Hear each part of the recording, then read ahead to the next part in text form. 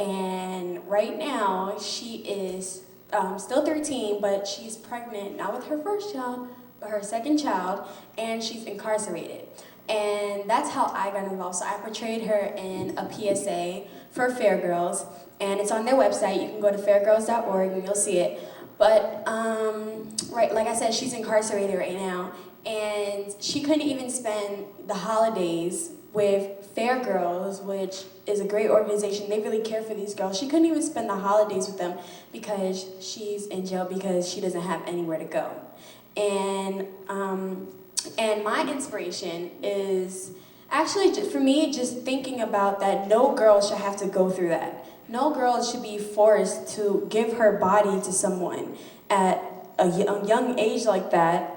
And I just did a video for Fair Girls as a fundraiser, and I had said that for me, my bed is a place of comfort, and I know for a lot of people, you know, you get in your bed and you just feel so at home.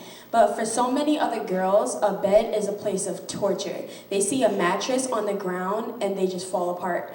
And there's so many girls and boys out there like this. And one of my pet peeves is when I'm raising awareness to other people about what's going on with child sex trafficking and human slavery, and they say it is it's only going on in other countries. It is going on right here in our own neighborhoods, and that's one of my pet peeves. I hate that, but I'm just letting everyone know that it is going on right in our own neighborhoods. Some of our local politicians, the judges, these are businessmen and everything. These people, they are doing that. So I just wanted to let you know, and that's my inspiration.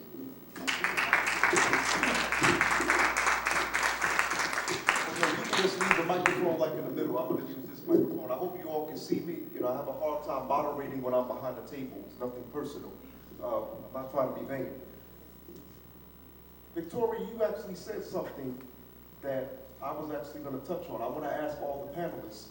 I'm sure you all remember the movie Taken with Liam Neeson that came out in 2009. There was a part in the movie where his character, you know, he was looking for his daughter who had been kidnapped and sold into sex trafficking. There was a part in the movie where he found out that his boy, who was high up in the government, was involved with it. Is there any validity to that? Is there any validity to what this sister had said concerning people in high position of power, i.e. politicians, judges, who are actually involved in the sex trafficking controversy? Who wants to take that on? If you read the local paper, you can see almost weekly in the newspaper raids that are going on in all neighborhoods across New York where people are participating in trafficking as we speak. There was a raid just recently on the East 50th side of Manhattan about a month ago where an entire apartment building floor had been maintained for several months by a 42-year-old man from Brooklyn. And he had about 6 Asian girls that were in that apartment building that had been taken in all day and all night from Wall Street. There was another raid down on Maiden Lane a couple of weeks before that, where people from Wall Street area had been coming in on their lunch break and having sex with young girls. So there's no reason why we're not aware that it's happening. There's no reason why we don't know that it's going on, because you can open a paper, you can go online, and you can see all these different reports on a daily basis in our country, in our state, in New York, where it's happening. And so yes, there are people at all levels that are participating in this, that are maintaining this, because this is a $32 billion industry.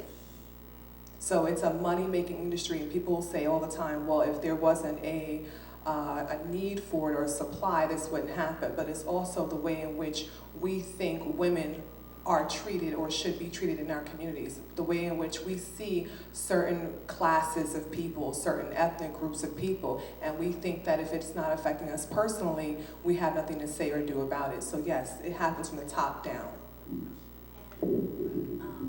Also, thanks for reminding me. It was a reporting of a little girl. She was 10 years old and in Washington, D.C., and she was called the lunchtime special. So whenever it was a lunch period and she was saying that these were businessmen, judges, local politicians that were doing this to her, and they would go at their lunch break and they would sexually abuse her, and so she was called the lunchtime special. And so it's our politicians, you might not think, but it's our politicians, our businessmen, and our judges that are doing this. And it is so much easier for a politician, a judge, or a businessman to go to a foreign country and do this because they have less of a chance of getting caught in another country. But it is, like I said, it's going on here and it's going on in other countries. Anyone else want to take that on? Okay. Okay, now,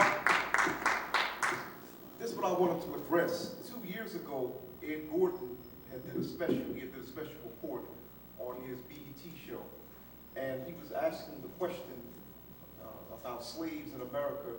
He did a report on slaves in New Jersey, but these were not women who were sold into sex trafficking. They were sold into forced labor.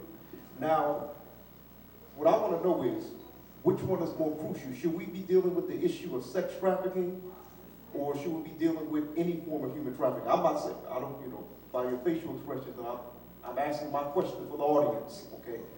Which should we place more of an emphasis on, or I'm sorry, I'll let you all, I think you get the gist of what it is I'm trying to say. I'll just add What I should say is rather, I'm sorry, Go ahead. which is more damaging psychologically to a child, specifically a young woman? Sex trafficking or forced labor?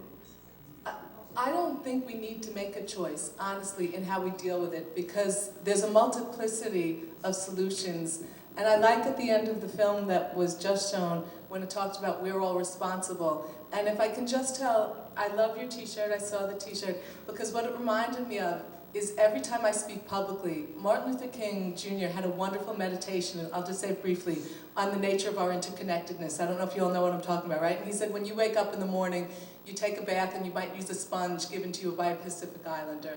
And then you may drink a cup of coffee that was poured out by a South American. And he said that before breakfast, you've connected with half the world. And when I was thinking about doing this panel, I'm thinking about the nature of slavery, and I came across an article, and it was talking about the same exact thing. It said, when you wake up in the morning, the clothes you put on have probably been produced by slave labor somewhere in the world. And your coffee was produced by slave labor, and the jewelry you put on may have been created by conflict minerals, and your cell phone is through. And I thought, this is literally taking the vision of Martin Luther King and turned it on its head. And we as conscious consumers have an absolute role. The choices we make and the pressure we put on both our politicians, but also our local choices. I think there are ways to solve both problems easily. You can, to me, it seems easier to talk about the labor part because we can do that business-wise by our choices. So I think we can handle both. Mine is more in the slave labor, but they might want to speak more about the issues that can come up with trafficking. I mean, your question was definitely an important question, but to say what is more psychologically impactful is hard to say because that would have to be addressed by the people who are being impacted by it the most. I mean, I've been doing mental health work for almost 13 years, and I've seen something that may affect you one way, not affect me the same exact way. Trauma is trauma no matter what. And so to put an emphasis on one over the other is not really as significant to me as the impact of the fact that we are all participating. You know, we all participate in this currently. And so for me, it's not just the people who are being trafficked also, but it's also our society that's sustaining this type of industry. So not only should we look at the people who are victimized, but the people who are victimizing it and the people who are standing by and not doing anything about it. So when we're having conversations in our classrooms and with our kids in public spaces, we need to be having conversations that include the way in which we see each other as girls and boys, men and women, human beings. So when I stand outside and I come outside of the train station and I see a group of young boys who are taunting and teasing a girl and calling her names, there needs to be a discussion about the way in which they think this girl is viewed by them and the rest of the world as well. So this is part of what we're trying to do in our work, is just not seeing it as a psychological issue, which it is, but also a societal issue, an issue in which we're a part of something that we can change. We created it and we're sustaining it, and we can do something different about it.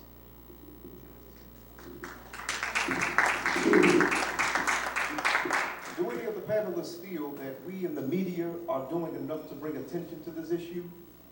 Or not doing enough to bring attention to this issue? Are we being responsible in the media? What's your assessment? Well, I would say no. I don't think the media does enough in terms of sex trafficking and human trafficking, forced labor. They don't do enough. I mean, I watched this film. I thought it was very impactful and very important. And it's one of these films that every school should see, every community should see. And the media never does enough, in terms of dealing with these issues, these everyday issues. And those of us who are in the media who make films, we have a responsibility to try to make sure that when we do work, that we do work that deals with these issues and recognizes these issues and try to make sure they get out to the public. And the reason that we're all sitting here is because we feel it's important to communicate that.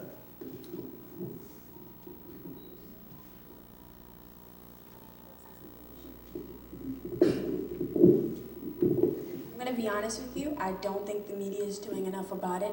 Number one, because a lot of the times different organizations might have sponsors that are doing, they might have sponsors that are selling children for sex trafficking. And they're afraid that, because they're a sponsor, they're bringing in money. And so when you're bringing in money, you're afraid to speak out against it. And so I really don't think that the media is doing enough. It should be on the news all the time. You should see it as soon as you turn on the TV and it's the news, you should see it. I really don't think the media is doing enough about it. And there are people like Asha and Miss Liz and Mr. Rob and yourself that are doing so much trying to create awareness, and it's just not being put out there enough.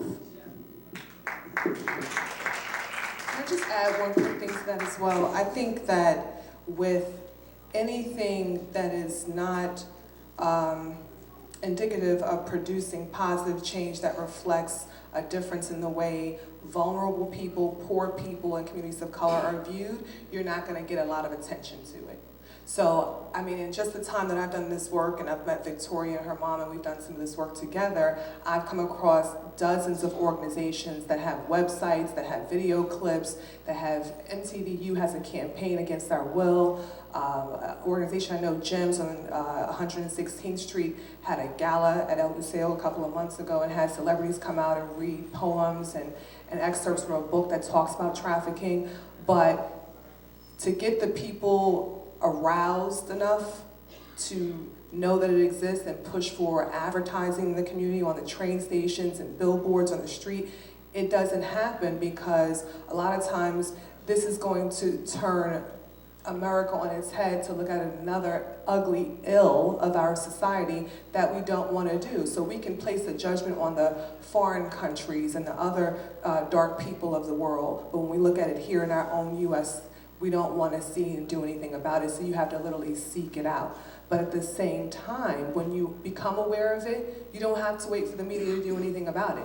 We're about to, starting next month, which is National Human Trafficking Awareness Month, some of my advocates and I are actually going into some of the police precincts. We've already started a relationship with the 32nd Precinct in Harlem and their Community Affairs Department, and we're hitting for the next 6 to 8 weeks thereafter on the streets, giving out the National Human Awareness Trafficking Hotline to all the small businesses, restaurants, and everywhere where we can get into our communities and give out the flyer and hand it out on the street. We're going to be doing that to raise awareness, to tell people that this is existing and how they can get involved. And people have to say, we want to join you and help you in making that change. You shouldn't just sit back and wait for the media to do it. You have to become active in your own communities and make sure this becomes an issue that is important to you. I think, I'm sorry, yes sir, yes sir, then yes ma'am. Go ahead.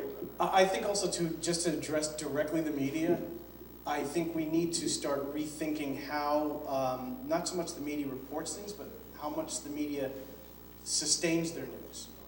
Because what's happening now is so much of the media works around what's known as hot button issues. And hot button issues is the news of the day, the thing that's hot. And there are plenty of news items that were huge 2 months ago, 3 months ago, that are, like, for example, with Trayvon Martin, that's a case that's still ongoing, but when was the last time you heard anything of that in the news? Because it's no longer a hot button issue. The shooting at Newtown 3 months from now will not be a hot button issue, but it'll still be ongoing in the police. So we need to start rethinking how we display our news in the media so that it stays in our consciousness. And I don't have an answer for that, but I think that's where we need to start thinking in terms of directly addressing the media.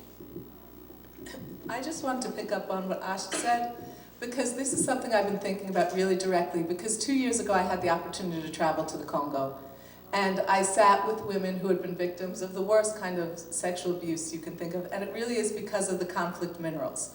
Right, the minerals that fuel our computers and our cell phones, that's why these women are being raped, because they want access to that.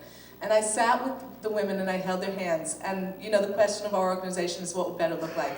And I said, for you right now, what would better look like? And they said, well, money would help, but it's not going to stop the rapes.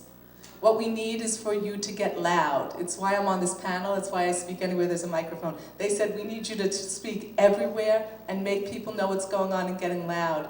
And I had this image, and I'm not making light of it, was, there's a children's book called Horton Hears a Who. I don't know if you all know it, right? And it's about this little world on a dust speck, and the only one who can hear the world is the elephant because he's got huge ears. And they said everyone has to get loud to make, they're going to destroy the little world because they think he's just hearing things in his head.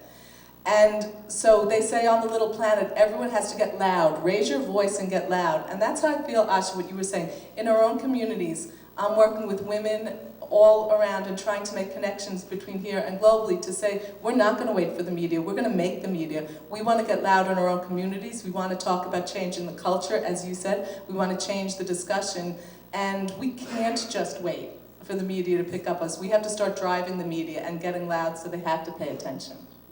Okay, we have another panelist joining us. Now, before we begin, I'm not at all trying to be funny. Are there any more panelists joining this discussion? Okay, now I just have to make sure. I have to pace myself. Okay, I'll let you do the introduction, Barry. Okay.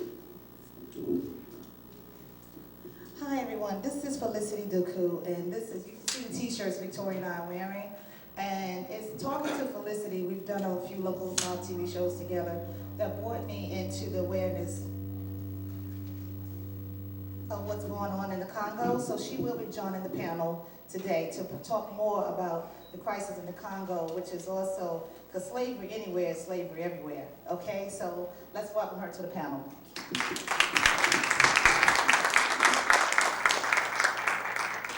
Okay, Felicity, if you would, please give us a brief and concise explanation or narrative, and we say brief, concerning what's taking place in the Congo regarding human trafficking. What's going on in the Congo is really conflict minerals.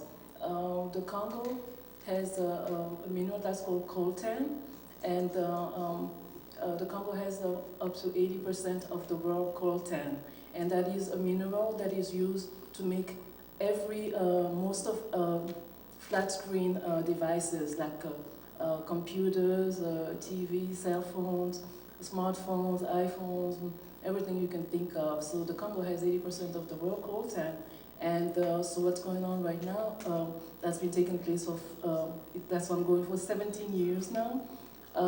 Villages are being burned, women are being killed and raped, and over 8 million people have died. It's a genocide in the Congo, a silent genocide, and the media is not talking about it. There's a war on women in the Congo. There's a war on women and children in the Congo, and the multinational and international communities are just closing their eyes on it. The coltan business, that mineral, is a $1 trillion business, and basically those companies and the multinationals that are supporting them are really putting their profit before human rights. So that is really outrageous, and we welcome any support to denounce it. Thank you very much. Okay, my goodness, this is such a deep discussion, isn't it? This discussion can go any way. Briefly, I wanted to touch on what you said. Now, your film, it dealt with something that is also often ignored, specifically in the United States, the prison industrial complex. And watching, yes? Oh, I'm sorry. Watching that, it was speaking about what took place during Reconstruction and in the early part of the 20th century. And it took me to mind, to Dr. Michelle Alexandra, her book, The New Jim Crow, which actually has brought attention to this issue on a national level. I'm talking about wherever that book is sold, that book sells fast. What I want to know, we all know that human trafficking is connected, whether it be sex trafficking, prison industrial complex. What are your views? How crucial is it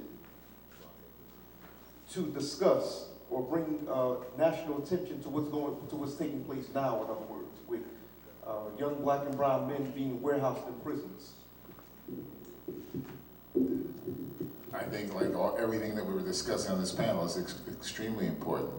I mean, you know, my film touches on the fact that this prison industrial complex started in the South in the post-Reconstruction and into the early 20th century, but we know that it still exists today. And I think that, you know, like what you were saying about, you know, raising your voice about human trafficking, sex trafficking, we have to raise our voices about the incarceration of young black and brown men in prisons around the country, which makes a lot of money for the United States, for many people. You know, it's always about profit and making money. You know, it's what's happening in the Congo, what's happening in many places around the world, just to, you know, using human bodies to make money. And I think, you know, like anything else, it needs to be screamed as loud as possible, you know, that the prison industrial complex is alive and well in the United States and making lots of money for lots of people in very high positions. Yeah, I definitely want to pick up on what you said. And I've been having a lot of these conversations, I would say even more intensely in the last 2 weeks because of Newtown, because I had a lot of people contact me, they knew the type of work I did, and they said, we can't let this happen to our children. And when something like that happens, they talk about our children, we love our children. And I said, do we really love our children? I said, if we loved our children, they wouldn't be choking of asthma in our cities. They wouldn't be going from the school to prison pipeline. We wouldn't be degrading their environment. And I said, none of our public policies presently show that we love our children. You know, in a school full of children, we'll get shot up and we say we love our children, but then we better start attacking it at the policy level. And I said, I have now a new, I'm going to say it very simply, social policy, economic policy, political policy. I saw a woman named Marianne Williamson. I don't know if you're aware of her work. She's a pastor and she has her church. And I heard her speak recently and she said, in nature, when the baby hyenas are eating, the mothers make a circle around them and none of the men eat until the babies have eaten. And I said, that's my new philosophy. Kids eat first. And we have to really start looking at our policy and saying, if we say we love our kids and value our kids, then I want us to start really raising our voices and making sure our public policies say, no girl should be trafficked, no boy should be on a path to prison, no kid should be choking of asthma. You know, it's very ironic because some of what you're saying is actually what has many black folks, if not most, upset with Tavis Smiley and Cornel West. You know, they also raised the same issue concerning the Obama administration and the government in general, concerning poverty and the oppression of people, specifically poverty. So it's just ironic how Tavis Smiley and Dr. Cornel West are seen as persona non grata, but when someone else says it, all of a sudden, you know, I guess it's supposed to be somewhat like black loyalty because how dare you criticize the president, but I just wanted to point that out. Wasn't trying to start anything, but No, I was, though. I was trying to start something. Is you okay now? Okay, this brings me then to another question, right? I'm sorry, this brings me to another question then. Why do you feel that certain government officials are so neglectful, or I'm using it neglectful, you know, here in the United States of the issue of child trafficking? Because what I've heard many human rights activists state that there seems to be indifference towards that in the United States from those who are high up. What do you think's behind that?